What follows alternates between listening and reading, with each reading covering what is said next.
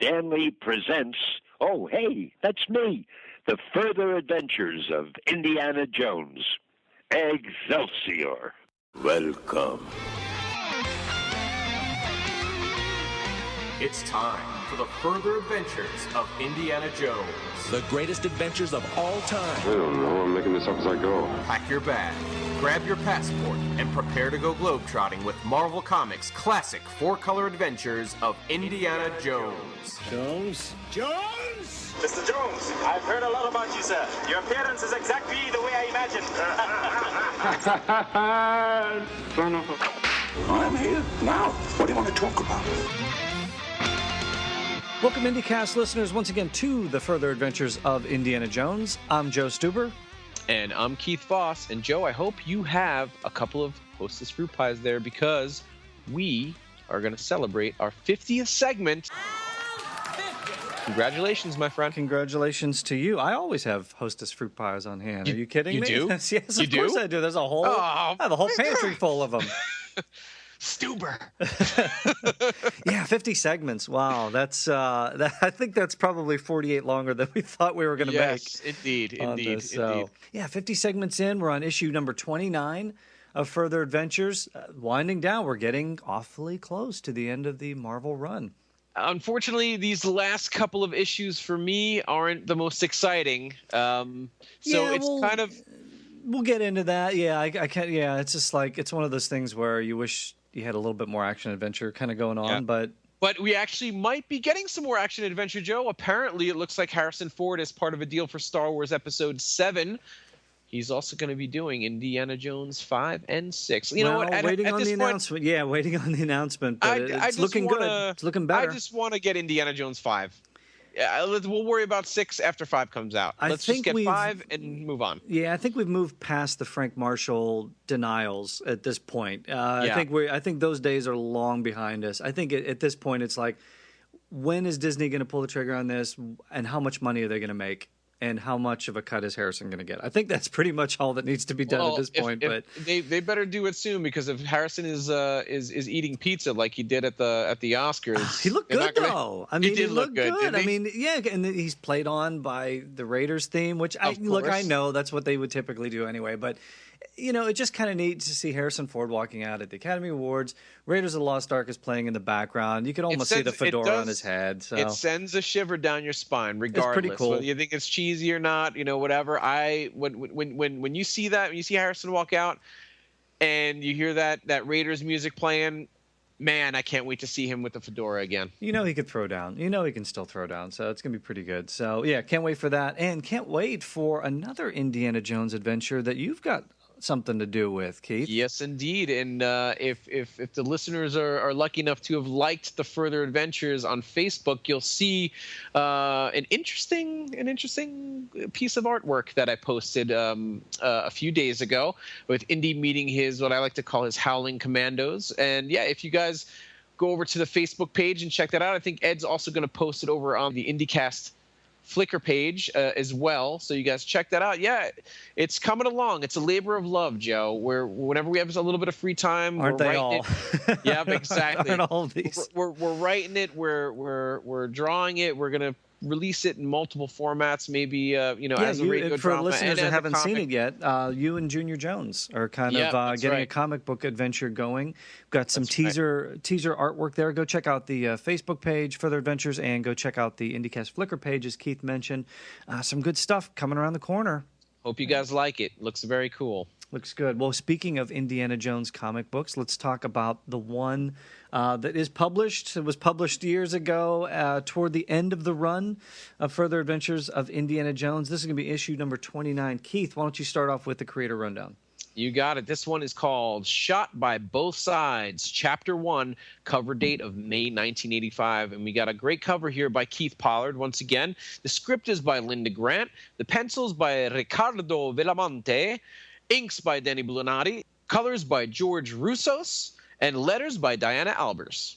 Yeah, and we talked about Riccardo Villamonte back on IndyCast episode 160. He did issue number 13, Deadly Rock. That was the last time we saw some Indiana Jones artwork. As we mentioned at the time, we couldn't confirm whether or not Ricardo was still around, and as of this recording, we still haven't been able to verify anything, so if any listeners know what happened to Ricardo Villamonte, we know that his comic book work dropped off in the mid-90s, so we're not sure, but we know we got some good artwork out of him in issue 13, Deadly Rock, and he does the next 3 issues of The Further Adventures of Indiana Jones, 29, 30, and 31. We've got a 2-part adventure, which is what we're on now, and then he does a one-shot before Steve Ditko comes back and closes out the run of Further Adventures. We'll get into his artwork as we go through, but I think overall, some pretty good artwork here.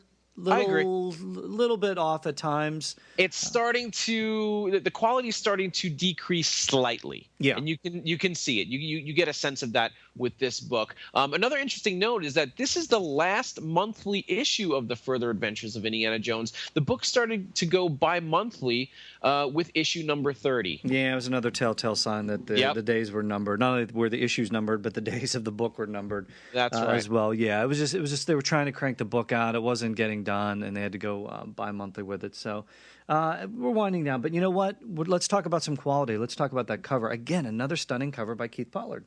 Love it. And as Chatterlal once said, it looks like Indy's more like a grave robber rather than an archaeologist on this cover. Exactly. Yep. And it looks fantastic. I mean, we see Indy and our heroine, who we will reveal later on, digging up some type of grave. He's getting some help from a couple of guys, but it looks like there's some nefarious customers closing in with cleavers and blades of all kinds and it's clubs. Not beaver, that's for sure. No, I mean it's just there.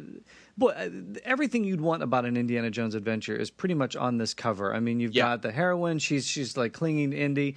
He's kind of like, I mean, that's a great Harrison Ford pose there. You see the guys take something's in a grave, some crate in a grave. I love the lantern, the light coming up and just kind of reflecting off the gravestones, the moon. Yeah, it's just a really cool. And then all of the shadowy figures closing in on Indiana Jones. Now, really good. If only the rest of the book was as good. Unfortunately, it is not. But before we get into the book, I guess somebody else is going to give us a bit of a warning about that as well. Yep, we've got Indy. He is back in San Francisco once again. He was last there, issue 24, where he ran into Siegfried Klex and his men. That's so right. We're back here. It's kind of odd because Herb Trimpe wrote that issue. Linda Grant wrote this one, and I don't get that Linda read that last issue where Indy was in San Francisco because he doesn't seem to remember his last trip there, at least by the dialogue we have here. He also didn't seem to remember his fedora. Yeah, where is it? I have no idea. It's not in that shot there. It's not in in most of the book. Yeah, maybe left it back at the hotel. Of the book. Yeah, it's a little bit strange, but yeah, it looks like Indy stopped at a red light by the docks. He's taking in the nice weather, maybe, and then all of a sudden, attacked by blade-wielding thugs. Yeah, quite a way to start this book off, I think. Yeah, I mean, again, that it starts off well. I mean, you want to start off with some action, so. For sure. Yeah, Indy is attacked, and we've got this fight kind of breaks out while Indy's driving in the car. So, they crash through all these crates and boxes. And they know who he is. Yeah, they do. They know he's Dr. Jones. There's no escape. And pretty good fight sequence here. Kind of reminds me a little bit of the truck chase in Raiders, where you got guys flying in the door, and Harrison's kicking the door out and knocking them off and crashing all these things. So yeah, kind of cool here. So far, so good. But way better in Raiders because we didn't get all the little corny one-liners here. He's not Spider-Man. You know what I mean? Spider-Man. That kind of plays out through this book. Is that there's a lot of talking during the fighting, and a lot of jokes. Yeah, you're right. That's such a Spider-Man thing. It's a Spider-Man thing, and I just couldn't get past it. And I didn't in my mind's eye, I'm not hearing Harrison Ford delivering those lines at all. It just didn't seem a lot of these lines just don't seem very Indiana Jones-ish. They seem very silly. Yeah. But nice callback to Temple of Doom though that we have. Great callback here. Yeah, he's talking about he must not escape, and he's like, escape. Hey, I fought thuggy assassins. Yeah. So again, coming out on the heels of Temple of Doom here. So nice little throwback, a nice little callback there. I agree, but it looks like Indy's also bluffing. He's like, hey, if you believe that. He's a little worried here. Indy's always bluffing. Yeah, he's kind of getting overwhelmed here, but he does get a little bit of help. These guys get scared off by a gunshot, and it looks like we get our heroine. We get reintroduced once again to our old pal, Jessie Hale, and she's packing a 2-shot Derringer, Joe. Yes, she is, and puts it to good use. We last saw Jessie in issue 25, Good as Gold. And, of course, we've got the expositional dialogue that she rattles off, just in case you missed that issue. She reminds us there. What's nice about this is, though, there is that backstory. When we reviewed issue 25, we talked about the backstory between these two. So we get another reference here to their wild escapades. We know back in issue 25, Jessie didn't approve of Indiana Jones' adventurous methods of archaeology. So we know that they had been on some adventures. They mentioned Cairo. So yeah, we definitely, there is some background, there is some backstory with these two. Yeah, and Indy is wondering who these thugs that attacked him actually are, and he mentions that they were Chinese. Jessie mentions the cleaver, which is a traditional Tong weapon. It reminded me a little bit of Big Trouble in Little China. This is Jack Burton in the Pork Chop Express, and I'm talking to whoever's listening out there. And like a lot of those guys in that one fight scene where Jack Burton is in his truck, and like, you know, the Chang Sings and the Wing Kong, they fight each other in the streets of Chinatown. A lot of those guys are holding cleavers, so it reminded me a lot of that. So it looks like somebody did their research there for sure. The Tong Chinese gangs that were common in San Francisco's Chinatown in the late 1800s. And it's interesting, too, that Indy's also going to be facing the Tong once again in San Francisco in 1939. Of course, the video game Indiana Jones and the Staff of Kings. That's right. So, yeah, it's not the only time. And then just to give a little bit of background, did some research on this, and the Tong Wars went from 1880 to 1913. So they mentioned the last Tong-related murder was in 1921. Indiana Jones references that in this book by saying, well, this is the 1930s. This is all in the past. But apparently they're not completely gone. Yeah, Jessie takes off, too, and it turns out that she and Indy have the same destination. Turns out the Ocean Pearl, which is like a cargo ship of some kind, where her brother Peter is a member of the crew. And Peter was also expecting Indy, but not until tomorrow. Yeah, here's where we find out some of the plot of the book is that Indy was supposed to pick up the mummified remains of a Chinese emperor. That's why he's there. The thing I think what hurts this adventure is that it's not so much of an adventure as that Indy's kind of a courier in this, where he's just going to pick up. We don't know the backstory of this Chinese emperor. We don't know why it's going to the museum. We just know Indy's there to pick it up. But why wouldn't they just have it shipped directly to the museum? It doesn't make any sense. Obviously, if it's on the ship, it can get there, but you can ship it from San Francisco. You can insure it and get it to the museum. You don't have to pay money to send Indiana Jones all the way to San Francisco, put him up in a hotel, feed him, do all these other things, and then fly him back. It would just be cheaper to have it shipped. In that case, it would have made for a better adventure, too. Cheaper to have it shipped. Yeah, but you have to have the basis for the adventure. You have to find out, like some of these other adventures, it's like Indy finds out about something and goes to retrieve it, and he has an adventure on the way, or something happens and he has to go find something. This one, he's just there to pick something up, and then all this stuff happens. I just don't buy the premise. Yeah, me neither. But it does in a way show us a little bit of a different aspect of what Indiana Jones does. But I just don't think it worked in this case. I really don't. Willie Scott was right. Apparently, they're funny little men looking for their mummies. Yeah, mummies. But and it's not the first time either for Indy. A couple years before, and that's another thing too. This takes place in 1936 again. So it's like, come on, guys, move it along. But a couple years earlier, Indiana Jones and the Cult of the Mummy's Crypt. Two Mummies. And that one, Find Your Fate Adventure. That's Oh man, I have all those books. I love those books. So yeah, we got another. So Indiana Jones is no stranger to mummies, but I was Indiana Jones's cousin in those books. Did you know that? I did not. You found your fate. I found my fate. All right, so Indy's going to take these mummified remains. He's going to take the crate, go find a place to store it, and then they're all going to meet in an hour to celebrate for dinner. But something happens in the meantime that, it's Indiana. It's the world of Indiana Jones. It can't be that easy, can it? Yeah, it also seems to me that Peter and Indy don't quite get along, because Jessie says to Peter, like, I think you're happier to see Indy than me. And Peter says nothing could be further from the truth. So there seems to be a little tension there as well. Well, yeah, and as you mentioned, he wasn't expecting to see Indy, so it's like something seems a little shady about that as well too. So yeah. Indy all of a sudden is under attack once again as he's preparing to drive off with another gang. Crate. Another gang. It's the IRA, the Irish Republican Army. So a lot of gangs coming in here, and everybody seems to want what's in this crate. This is kind of where we get our title, shot by both sides, because the IRA is looking for it. Find out a little later on that the Tong, the Chinese, are also looking for this crate. But Indy threatens to drive the truck off the pier with the mummy on it, so no one gets it. But as we know, Indy wouldn't ever risk destroying an artifact. Well, they don't know that. So, they don't know that. Exactly. You don't know him. You don't know him. So.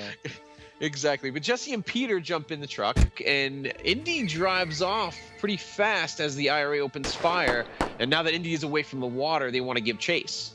But then as they round the corner, Indy and Jesse jump out to cause, they're referred to as a traffic jam, while Peter drives off with the crate that's supposed to have the mummy in it. And they're going to meet up at a restaurant, Chang's restaurant in Chinatown, at midnight. This traffic jam apparently is that second shot of the 2-shot Derringer that Jesse had, because she takes one of the tires out from the IRA leader, and all of a sudden we get another crash here. Yeah, which is kind of strange, unless she reloaded that Derringer, because the first time she shot it looks like she gave whoever both barrels the first time. I don't know. It's just a little strange. Yeah, but, and again, another one of these fight scenes that takes place on a car with the whole Spider-Man kind of jokey dialogue going on. And there's one shot where the car's like flipping over, people are falling out, and Indiana Jones is up over the car, lunging at one of the driver, and he's still making jokes, and he's like, he's got to be like 15 feet in the air. It's like, how does that even happen? I don't even, it's just strange, because the car's flipping over. He'd have been probably anyway. It just, like I said, took me out of it. Yeah, the whole fighting on a car as it's flipping over and cracking jokes, it just doesn't, it does take you out of the adventure. But anyway, they're all incapacitated. Indy and Jesse are going to go off, and then she suggests that they split up, and that midnight they meet at Chang's restaurant. And at midnight at Chang's, no one's there to meet Indy except for Shi-Ho. Hi-ho. The Tong gang leader. Now, he wants to trade the now kidnapped Peter Hale for the mummy, and he doesn't realize that Peter was the one that drove off with it. So he obviously has no idea that Peter had the mummy in the first place. So what did Peter do with it? And I guess we'll find out. Yeah, why does the IRA want it? We know that Shi-Ho wants it because that's they don't want the remains of their ancestor desecrated. It kind of goes back to that. But again, it just reminds me a lot of Temple of Doom with Lao She. Yeah, maybe this was supposed to be Lao She, and they decided but it just seems so it. close to it. It's like, do something different, because we've got we're in Chinatown, and we've got these chases and everything. So it just reminds me a lot of Temple of Doom, which is ground that we've already covered. So I don't know that we necessarily have to have that. You throw the IRA into it, but then again, we've already had the sort of Irish baddie that we had at the with Ian McIver. So it's like, again, it seems like we're treading some ground that we've already been over with Indiana Jones. But I do have to say, I do like the way that Shi-Ho is drawn here. I love that one panel of him saying, "Silence, do as I say if you value your own life." And he's smoking he's got the long cigarette in his mouth. I like the way he's drawn here. Yeah, a little bit of a cross between the Kingpin and Lao She. So, exactly. It's kind of like that. Very Marvel thing to do. But anyway, they agree to exchange, and they're going to make the trade. They're going to make the trade in 2 hours. So Indy kind of sneaks off. And then all of a sudden he meets up with the IRA again, and we find out that the leader is Michael Cobb. And his men, they have Jesse. Right. They kidnap Jesse. So the Tong have Peter, the IRA has Jesse. They all want this crate. And Michael Cobb says that he also wants the traitor, Peter. So what's going on? We knew something was up with Peter Hale at this point. So now they want him. So what's going to go on there? Why is he a traitor?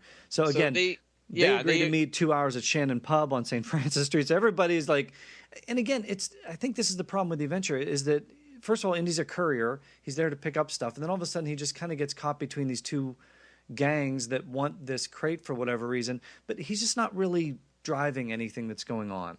He's just kind of reacting to everything and making plans. I'm going to meet you, and I'm going to meet you, and you've got this, and we've got this. And there's just a lot of deals being made. And it just, I don't know that we're accomplishing anything that we like to accomplish in the world of Indiana Jones. That's right. I just feel like it's just kind of a lot of wasted space here. Yeah, you probably could have done this in one issue. So I don't know. Yeah, I agree. Some of those issues were like, oh, we really need 2 or 3 issues to flesh this out. This one, I'm like, you know what? I'd have been happy to have this one done in one issue.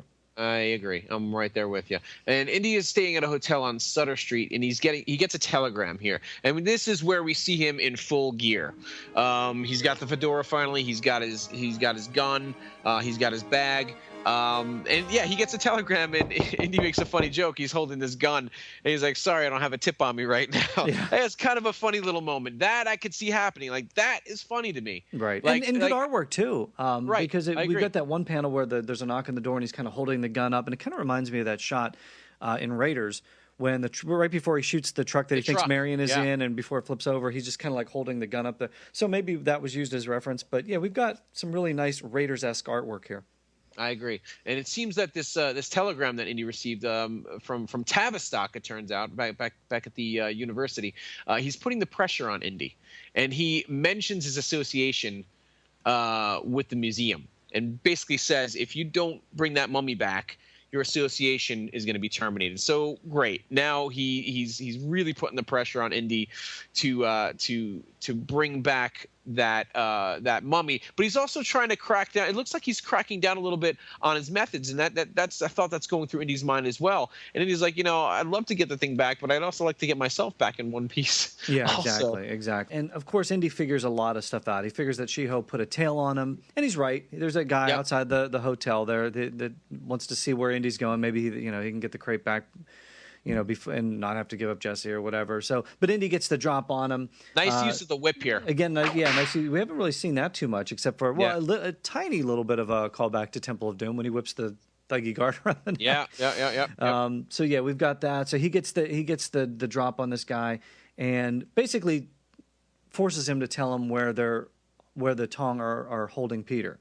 So he takes him into Chinatown, and there's this house in Chinatown, and then Peter's being held in the basement. There's a guard standing outside. Indy knocks the thug out that he has. The guard goes inside for whatever reason, so it gives Indy a break to be able to sort of talk through this little window or whatever there, which is, why is the window? I don't get that. I don't know. There's just an opening. It's like a cage.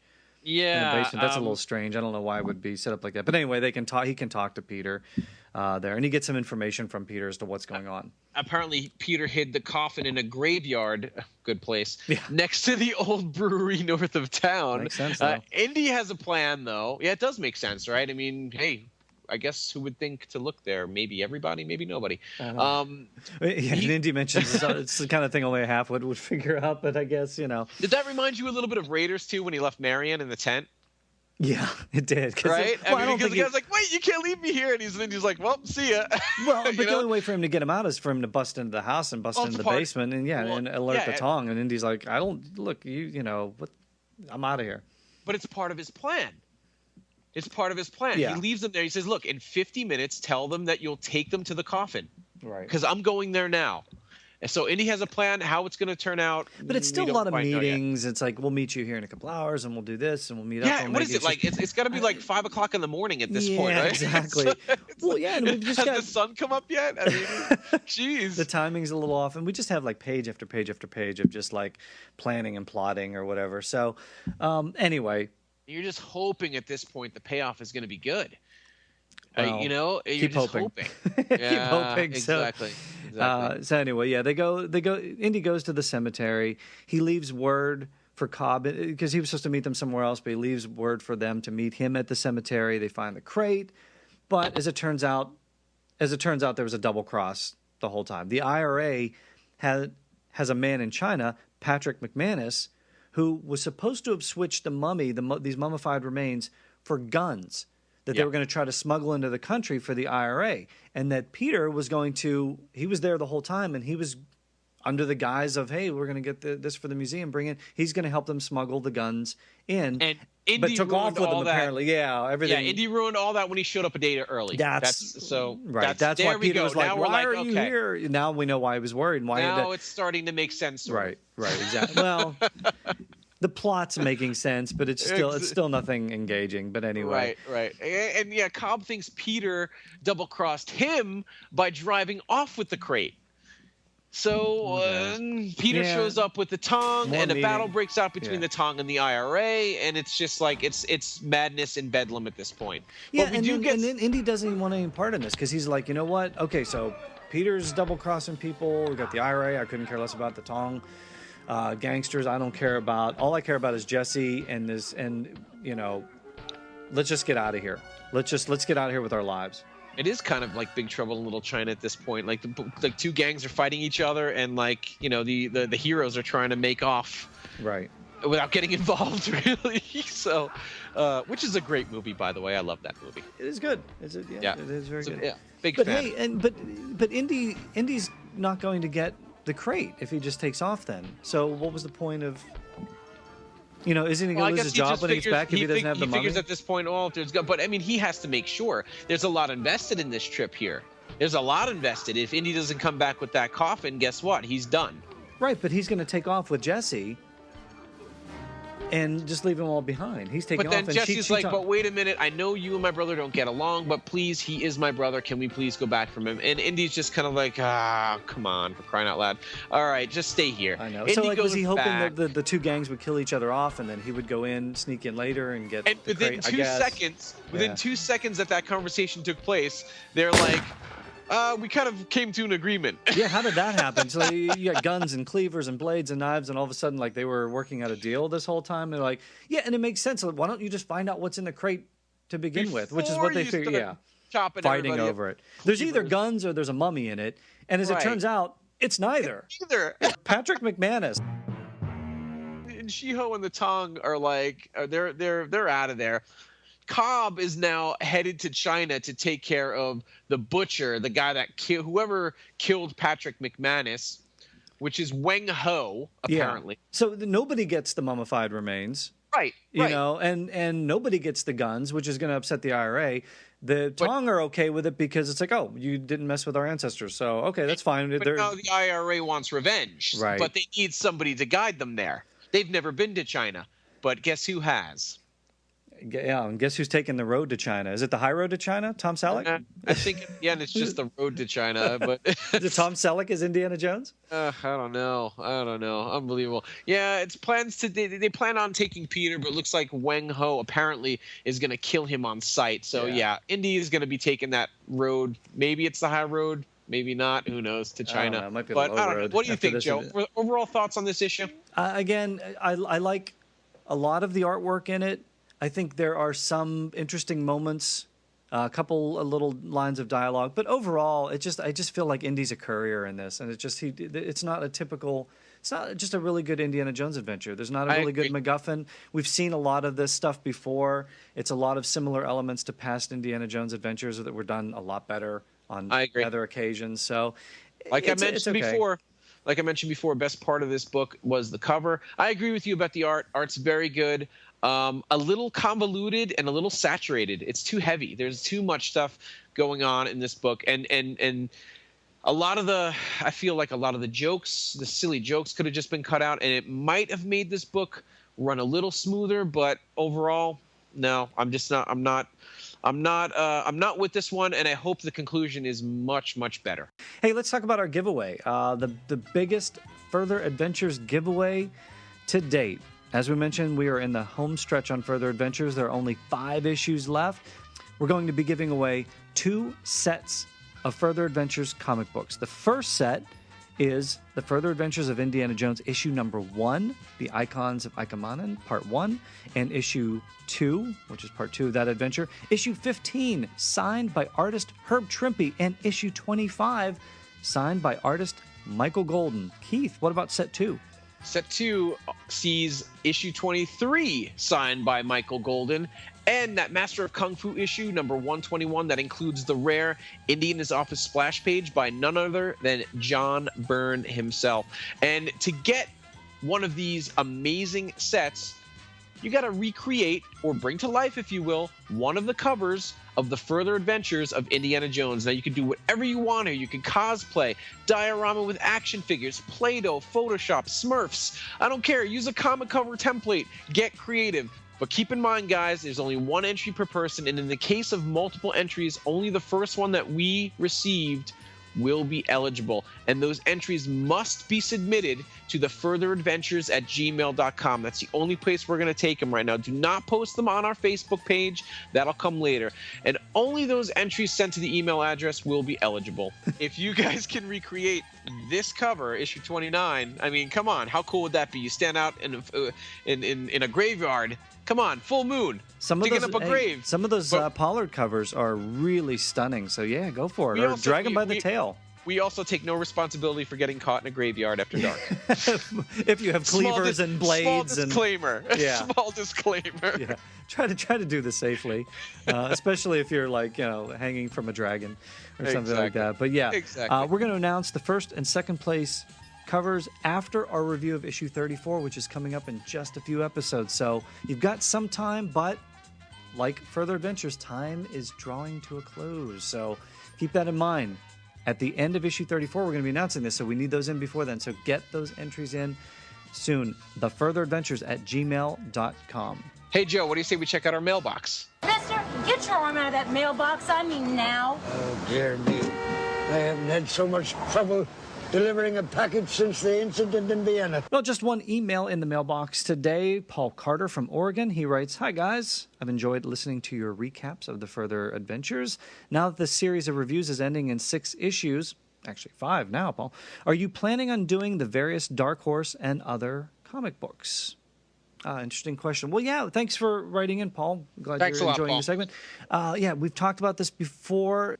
Not ready to announce exactly what we're going to do just yet, but like the Further Adventures giveaway that we're going to have at the end of our review of issue 34, we'll let all the listeners know what the future plans are for the Further Adventures of Indiana Jones on the IndyCast. Oh, okay, that's it for the day then. Well, that is the bell. I hear Tavistock is out in the hallway. I'm sure he wants to talk about something, so we might as well go out and talk to him, Keith. I think I have detention. I think he's going to get rid of us. That's it. We're in trouble. Oh, Tavistock. Oh, anyway, so looking forward to the next part of this. Hopefully we'll amp up the adventure a little bit more so Indy isn't just driving around throwing punches here and there. High road to China. Let's see what happens. The high road to China. We'll have a visit from Tom Selleck. That'd be cool. Yeah, that would be pretty cool. Yeah, and I hope get those covers in. We want to see your take on bringing the Further Adventures covers to life. Get those in. You got 34 shots at it, 1 through 34. Pick one, bring it to life. Send it to thefurtheradventures@gmail.com, and we will take a look at those and get those sweet sets of books out to the top 2 entries. Keith, enjoyed this issue with you. Looking forward to part 2. Same here. Looking forward to it as always. Yeah, guys, right on in. We only have 5 more issues left. We're looking forward to hearing from you. If you want to be part of Further Adventures history, write in. Tell us what you think of any of the books, and we will read them here on the show. Part 2 of this adventure, Fireworks, the next time on the Further Adventures of Indiana Jones.